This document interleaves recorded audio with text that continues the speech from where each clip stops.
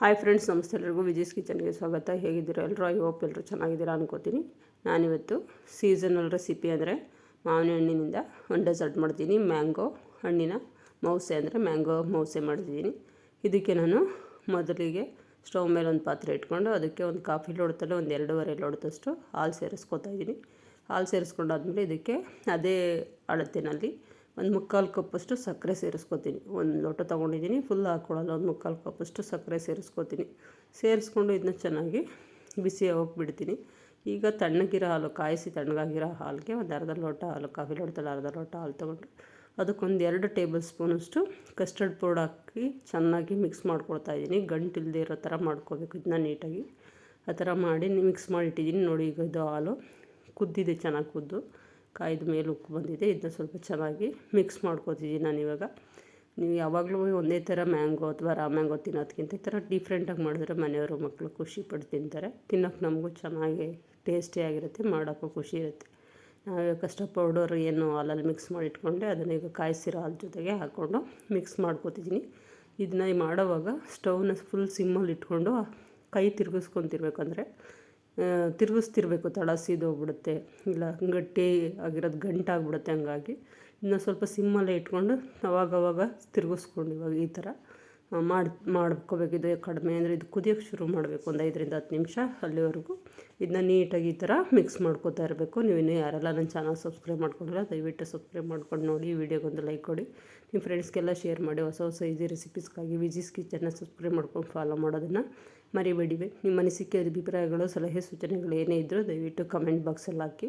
ಮಾವಿನ ಹಣ್ಣಿನ ಸೀಸನ್ ಆಗಿರೋದ್ರಿಂದ ಒಂದು ಸಲನಾದರೂ ಈ ಥರ ಮಾಡ್ತೀನಿ. ತುಂಬ ಟೇಸ್ಟಿಯಾಗಂತೂ ಬಂದಿತ್ತು. ತುಂಬ ಅಂದರೆ ತುಂಬಾ ಇಷ್ಟಪಟ್ಟು ಖುಷಿಪಟ್ಟು ತಿಂದರು ಮನೆಯವರೆಲ್ಲರೂ. ನಾವು ಕೂಡ ತುಂಬಾ ಖುಷಿಪಟ್ಟು ತಿಂದೆ.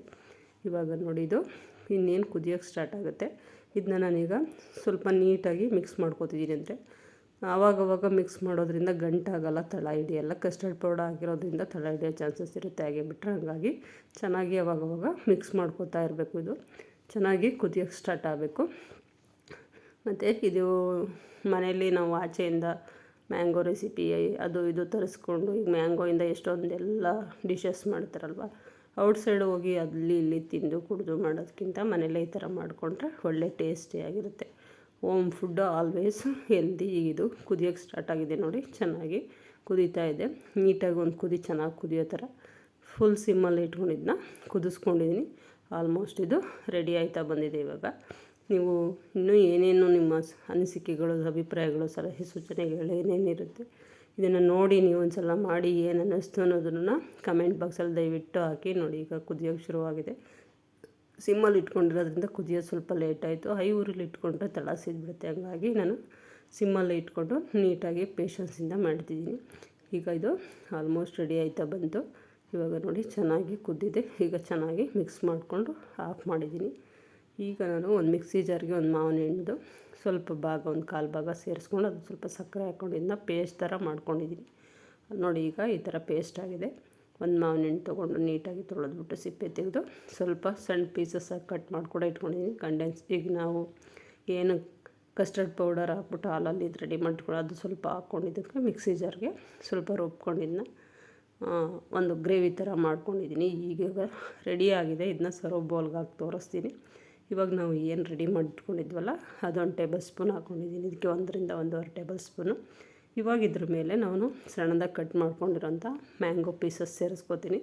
ಅದು ಸೇರಿಸ್ಕೊಂಡು ಚೆನ್ನಾಗಿ ಅದನ್ನ ಸ್ವಲ್ಪ ಆ ಕಡೆ ಈ ಕಡೆ ನೀಟಾಗಿ ಎಲ್ಲ ಕಡೆ ಸ್ವಲ್ಪ ಲೈಟಾಗಿ ಸೇರಿಕೊಳ್ಳಿ ಅಂತ ಸೇರಿಸ್ಕೊಂಡಿದ್ದೀನಿ.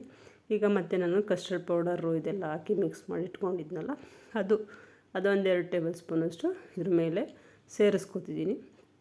ತುಂಬ ಟೇಸ್ಟಿಯಾಗಂತೂ ಇತ್ತು, ನೋಡಿದ್ರೆ ಬಾಯಲ್ಲಿ ನೀರು ಬರ್ತೈತೆ.